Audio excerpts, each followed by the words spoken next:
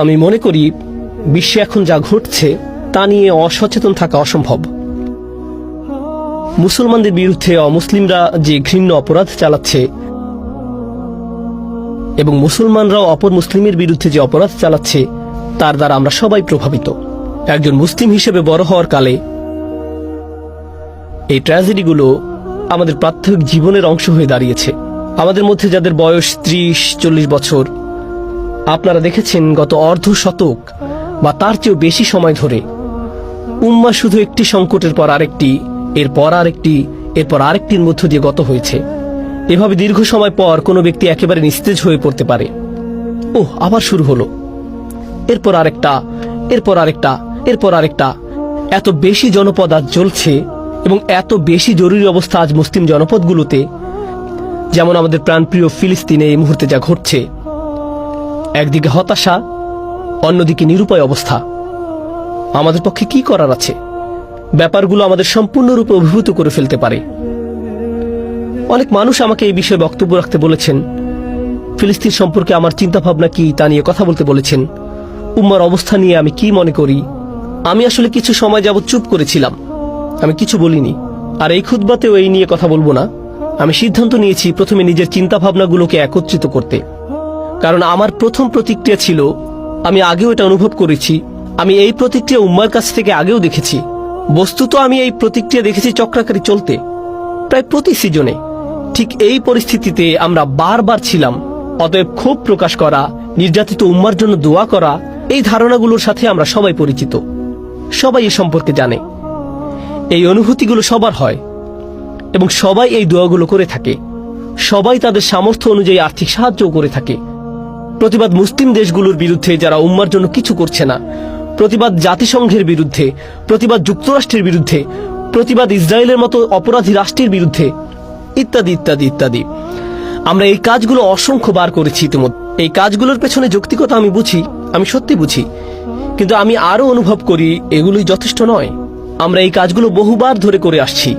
ব্যাপারটা গভীরভাবে কষ্টদায়ক এবং হতাশাজনক যে আমরা ঠিক একই পরিস্থিতিতে আবারও, যদি পরিস্থিতি আরো খারাপ না হয়ে থাকে সময় যাওয়ার সাথে সাথে। তাই আমি শুধু ক্ষোভ প্রকাশ বা একই আবেগের পুনরাবৃত্তি ঘটাতে যাচ্ছি না, কিন্তু একটু পেছনে সরে এসে ভাবা যে একটি উম্মাহ হিসেবে আমাদের কোন ব্যাপারটা নিয়ে চিন্তা করা উচিত। আমার খুতবাগুলো প্রায় সময় গত কয়েক বছর যাবৎ শুধু ব্যক্তিগত ক্ষমতায়ন নিয়ে কথা বলে আসছে।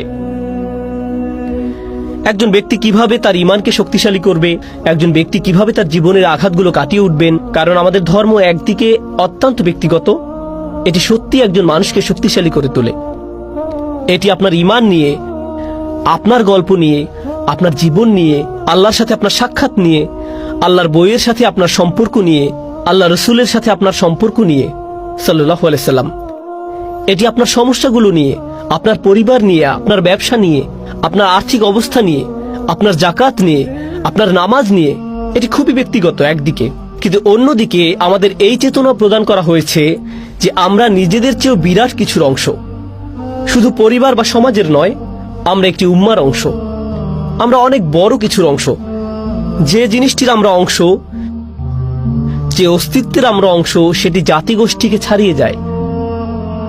আমরা একই ভাষায় কথা না বলতে পারি, আমাদের মাঝে একমাত্র কমন বিষয় হলো লা ইলাহা ইল্লাল্লাহ মুহাম্মাদুর রাসূলুল্লাহ সাল্লাল্লাহু আলাইহি সাল্লাম। শুধু এটাই যথেষ্ট। আমরা সম্পূর্ণ ভিন্ন সংস্কৃতি, ভিন্ন পরিবেশ, ভিন্ন জাতি থেকে আসতে পারি। এমনকি আমাদের জীবন পদ্ধতি ভিন্ন ধরনের হতে পারে। সাংস্কৃতিক দিক থেকে আমরা একে অন্যের থেকে সম্পূর্ণ আলাদা হতে পারি, কিন্তু আমাদের মাঝে রয়েছে একটি দৃঢ় বন্ধন। আল্লাহর বই আমাদের সবাইকে একই বন্ধনে আবদ্ধ করে। তাহলে উম্মার একটি চেতনা আমাদের মাঝে রয়েছে। ঠিক এই কারণেই আমরা সামষ্টিকভাবে ব্যথা অনুভব করি উইঘুর মুসলমানদের অবস্থা দেখে। আমরা সামষ্টিকভাবে ব্যথা অনুভব করছি 90-এর দশকে বসনিয়ার কসোভোর অবস্থা দেখে। আমরা সামষ্টিক ব্যথা অনুভব করে আসছি গত অর্ধ শতকের বেশি সময় ধরে ফিলিস্তিনের অবস্থা দেখে, আফগানিস্তানের অবস্থা দেখে যা এখন ঘটে চলছে, ইয়েমেনের অবস্থা দেখে যা এখনো ঘটছে, রোহিঙ্গা মুসলিমদের অবস্থা দেখে, শ্রীলঙ্কার মুসলমানদের অবস্থা দেখে। যখন দাঙ্গার সময় বৌদ্ধ সন্ত্রাসীরা শহরে মুসলমানদের আক্রমণ করেছিল, ভারতের গুজরাটে মুসলমানদের প্রতি যে নির্যাতন চালানো হয়েছিল, এরপর কাশ্মীর, এই লিস্ট অনেক বড়, খুবই খুবই বড় তালিকা। এখন আমরা একটি উম্মাহ হিসেবে উম্মার অংশ হওয়ার অর্থ কি? এই জ্বলন্ত আগুন থেকে কিছুটা পেছনে সরে এসে আল্লাহর কিতাবের দিকে ফিরতে চাই, কিছু একটা পেতে চাই। আর আমি দাবি করছি না যে আমার কাছে এর কোনো উত্তর আছে। প্রথমে এই বিষয়টা পরিষ্কার করে নিতে চাই, আমাদের কারো কাছে যদি এর জবাব থাকতো তাহলে আমরা এই পরিস্থিতিতে থাকতাম না। তাই কারো কাছে এর জবাব আছে এবং সে জানে কি করতে হবে, এমনটা মনে করা অহংকারপূর্ণ। কিন্তু আমাদের এর উত্তরের জন্য আল্লাহর দিকে ফিরতে হবে, আল্লাহর কিতাবের কাছে ফিরতে হবে। এই খুতবা আসলে এই ব্যাপারটা নিয়ে। একটি উম্মাহ হিসেবে আমাদের নিকট আল্লাহর কিছু প্রত্যাশা আছে। তিনি আমাদের একটি উম্মায় পরিণত করেছেন। এর দ্বারা আসলে কি বোঝায়? উম্মা বানানোর একটি ঘোষণা তিনি সূরা বাকারায় দিয়েছেন। আরো অন্য অনেক স্থানের মাঝে এটা অন্যতম একটা কেন্দ্রীয় স্থান, সূরাতুল বাকারার একেবারে মাঝখানে, যেটি কোরআনের দীর্ঘতম সূরা। তিনি সেখানে ঘোষণা করেছেন, ওয়াকাযালিকা জাআলনাকুম উম্মাতান ওয়াসাতা, এভাবে আমরা তোমাদের একটি মধ্যমপন্থী উম্মায় পরিণত করেছি। অনুবাদে প্রায় সময় উল্লেখ করা হয় মধ্যপন্থী জাতি। ওয়াসাত অর্থ ভারসাম্য, এটি আসলে একটি মাসদার, তাই এর অর্থ হবে এমন জাতি যা ভারসাম্যের গুণে গুণান্বিত। এটা বলা হয়নি যে উম্মাতান মুতাওয়াসসিসাতা, তখন এটা সিফাত হতো, কিন্তু এখানে সিফাতটি মাসদার, আসলে যা অতিরঞ্জিত রূপ। বেশি টেকনিক্যাল না হয়ে বলছি, এর দ্বারা আসলে বুঝায় তোমাদের এমন একটি জাতিতে পরিণত করা হয়েছে, যদি কেউ তোমাদের দিকে তাকায় তখন প্রথম যে জিনিসটি তাদের মাথায় আসবে তা হলো ভারসাম্য। কিছু সময়ের জন্য ব্যাপারটা নিয়ে একটু চিন্তা করুন। আল্লাহ বলছেন আমাকে আপনাকে তিনি এমন একটি উম্মাহ বানিয়েছেন যে উম্মাহ আসলে প্রায় নিজেই ভারসাম্যের সংজ্ঞা। নিজেই ভারসাম্যের সংজ্ঞা। দুনিয়াতে ভারসাম্য একটি গুরুত্বপূর্ণ বিষয়। এটি আসলে ন্যায় বিচারের সাথে সম্বন্ধযুক্ত। পৃথিবীর যে কোনো বিচার বিভাগে দাড়িপাল্লা দেখতে পাবেন আদালতের একটি প্রতীক হিসেবে। দেখবেন এক অন্ধ মহিলা মূর্তি দাড়িপাল্লা ধরে দাঁড়িয়ে আছে, বা শুধু দাড়িপাল্লা ঝুলানো আছে। কারণ আপনার পক্ষে ন্যায় বিচার পাওয়া সম্ভব নয় যতক্ষণ না ভারসাম্য খুঁজে পাবেন। আর আল্লাহ সুবহানাহু ওয়া তাআলা এমন কি ভারসাম্যের প্রতি নির্দেশ করেছেন, মিজানের কথা কোরআনে এসেছে। তিনি মহাবিশ্বকে ভারসাম্যপূর্ণ করে সৃষ্টি করেছেন। তিনি বলেছেন আস-সামাআ রাফআ ওয়া ওয়াদাআল মিজান, আর তিনি আকাশকে সমুন্নত করেছেন এবং ভারসাম্য স্থাপন করেছেন। আল্লাহ তাতাগাউ ফিল মিজান, যাতে তোমরা দাড়িপাল্লা সীমালঙ্ঘন না করো। অর্থাৎ তোমরা হলে ভারসাম্যপূর্ণ জাতি, তাহলে ভারসাম্য ঠিক রাখা এবং ন্যায় বিচার করা ওতপ্রোতভাবে জড়িত। এখন আমাদেরকে যে মধ্যমপন্থী উম্মত বানানো হয়েছে, এই ঘোষণাটি কোথায় এসেছে? এটি সূরাতুল বাকারার এমন এক স্থানে এসেছে যা গভীর ভাবনার দাবি রাখে। আমাদের পূর্বে আসা এক জাতি সম্পর্কে আল্লাহ কথা বলছেন, যাদেরকে বই দেয়া হয়েছিল। ঠিক যেমন আমরা একটি জাতি এবং আমাদেরকেও একটি বই দেয়া হয়েছে। তাদেরকে একটি কিতাব দেয়া হয়েছিল, তারা তাদের কিতাবের সাথে বহু শতাব্দী পার করেছে। আর আজ 2021 সাল, আজ যখন আমরা তাদের সম্পর্কে পড়ছি, আমাদেরকেও একটি কিতাব দেয়া হয়েছে, আর আমাদের উপরও বহু শতাব্দী পার হয়ে গেছে। তাহলে আমাদের এবং তাদের মাঝে একটা কমন বিষয় রয়েছে। তাদেরকে একটি বই দেয়া হয়েছে আর তারা এর সাথে অনেক শতাব্দী অতিক্রম করেছে। আমাদেরকেও একটি বই দেয়া হয়েছে আর আমরাও এর সাথে অনেক শতাব্দী অতিক্রম করেছি। তারপর আল্লাহ বলছেন, এই কিতাবের মাধ্যমে একতাবদ্ধ হয়ে নিজেদের শক্তিশালী করার বিপরীতে তারা নিজেদের মাঝে বিভক্তি তৈরি করলো, পরস্পর সংঘর্ষে লিপ্ত হলো এবং পরস্পরকে হত্যা করলো। আর তারা তাদের কিতাবের জ্ঞানকে ব্যবহার করলো এক গ্রুপের উপর অন্য গ্রুপের শ্রেষ্ঠত্ব প্রতিষ্ঠা করার কাজে।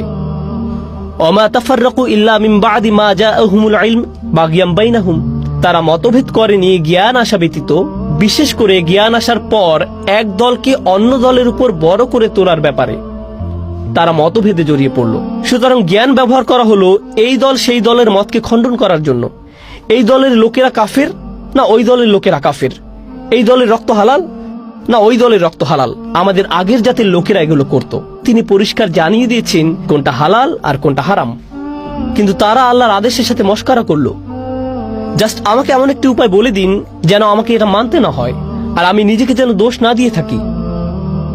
আল্লাহ এই জাতি সম্পর্কে আরো বলছেন, যখন তাদেরকে এই কিতাব দেয়া হয়েছে, কেউ যখন তাদেরকে এই কিতাবের কথা মনে করে দিত, তারা তাদের বিরুদ্ধে যুদ্ধ ঘোষণা করত। যুদ্ধ ঘোষণা করত।